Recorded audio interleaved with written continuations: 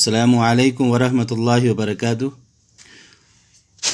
उम्मीद है इससे पहले सबक नंबर 20 जो सबाहत में हमने वीडियो अपलोड किया था, आप लोगों ने उसको रीड कर लिया होगा और समझ लिया होगा।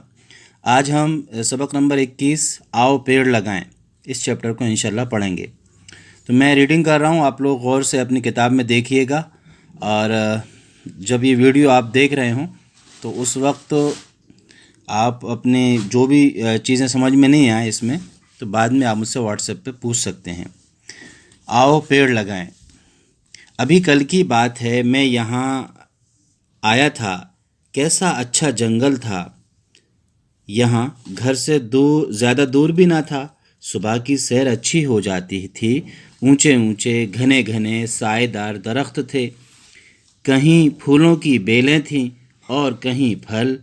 जानवर इधर उधर घूमते थे, दौड़ते थे। आदमी को देखकर भड़कते और दौड़कर झाड़ियों में छुप जाते। सुबह को यहाँ घूमने से दिल को सुकून मिलता था, दिमाग को फरहत होती थी। फरहत यानी बहुत ज़्यादा खुशी महसूस होना। तो मैं बात कर रहा था, दिमाग को फरहत होती है। फरहत के मायने खुशी के हैं। सुबह अच्छी गुजरती तो पूरा दिन अच्छा गुजरता था। लेकिन आज ये क्या हो गया, यहाँ बड़ी तब्दीलियाँ नज़र आती हैं। तब्दीलियाँ मतलब बदलाव। यहाँ अब तो आबादी है, ऊंचे ऊंचे मकान हैं, कारखानों की चिमनियाँ धुआं उगल रही हैं। अरे ये सब कैसे हो गया और क्यों हो गया? भाई ये होता कैसे नहीं। सेठ को खिलौनों की एक फैक्ट्री लगानी थी। उसने जंगल को बहुत कीमत पर ख़रीद लिया। दरख्त कटवा दिए। जब किसी दरख्त पर कुल्हाड़ी पड़ती थी तो ऐसा लगता था जैसे दरख्त की चीख निकल रही हो। महीनों तक ये पेड़ कटते रहे और उनकी चीखें फ़ज़ा में गूंजती रहीं। फ़ज़ा मतलब आसमान के नीचे, ज़मीन के ऊपर, यानी माहौल में। फिर ये ज़मीन हमवार हुई, ये कॉलोनी बसी और कॉलोनी से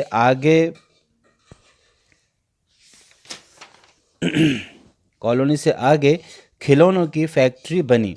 ये चिमनी जो तुम देख रहे हो उसी फैक्ट्री की है।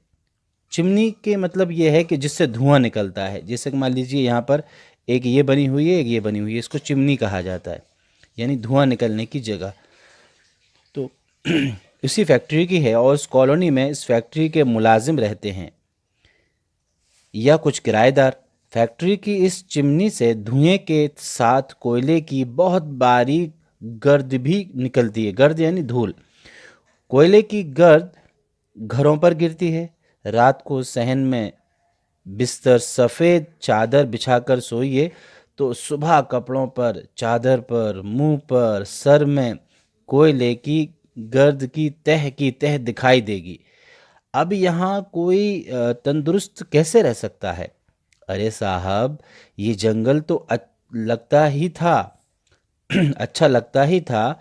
चिड़ियों का चहचहाना, फूलों की खुशबू और खुशनुमा रंग, खुशनुमा मतलब अच्छे दिखने वाले, आँखों को नूर और दिल को सुरूर बख्शते थे। सुरूर यानी खुशी।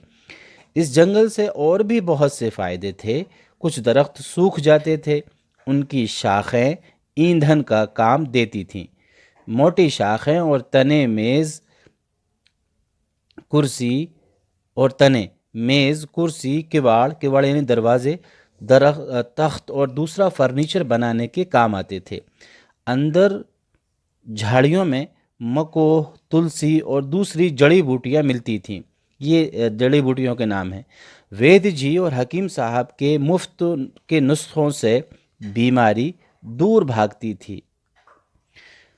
बारिश होती थी तो पानी बहकर दूर न जाता था, पेड़ों की जड़ों में जज्ब हो जाता था और फिर यही पानी पत्तियों से निकलकर बुखारात की शक्ल में उड़ता और बारिश बनकर बरस पड़ता।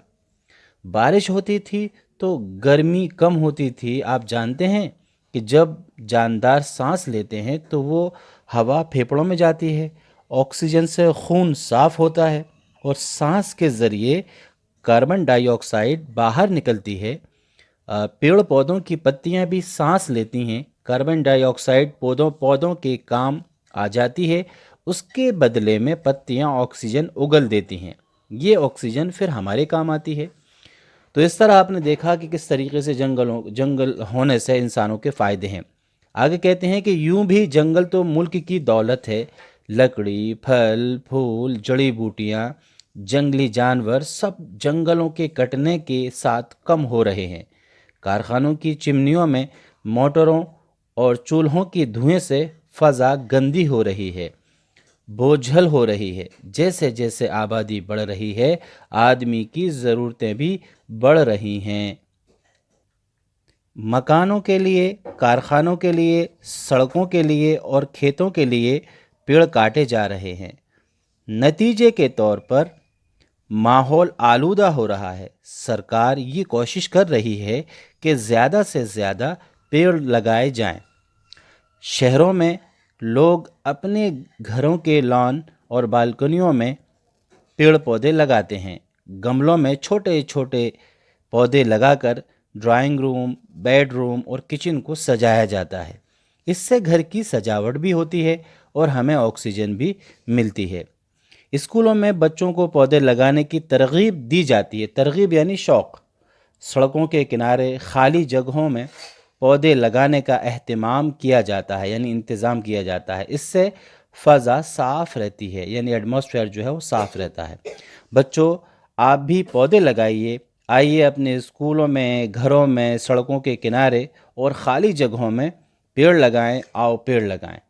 तो जैसा कि आपने सुना कि इस चैप्टर के अंदर स्पेशली पेड़ लगाने के ताल्लुक़ से बात हुई और इसमें पेड़ काटना और जंगल को साफ़ करने से कितने नुकसानात हो सकते हैं, उन तमाम चीज़ों की वजाहत इस चैप्टर में हुई।